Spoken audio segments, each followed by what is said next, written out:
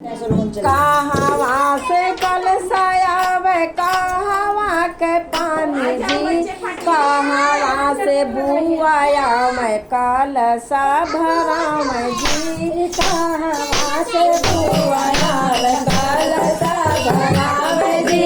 कहवा से बुआया मैं कलसा भराम जी कहवा से बुआया मैं कलसा भराम जी पहरा घर से कलसायावे गंगा जी से पानी जी सासुरे से बुआया मैं कलसा भराम जी सासुरे से बुआया मैं कलसा भराम जी सासुरे से बुआया मैं कलसा भराम जी सासुरे से बुआया मैं कलसा भराम जी दुआरा पे बैठा बाटे बुआ जी के बाबा जी दुआरा पे बैठा बाटे बुआ जी के बाबा जी काऊ तू ही लेबू बेटी कलसा के भराई जी काऊ तू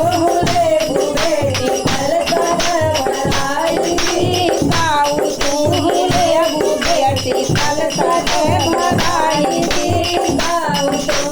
लेबू बेटी कलसा के भराई जी बोली मुस्काई बुआ बोला भूत लागल जी बोली मुस्काई बुआ बोला भूत लागल जी हरा हरा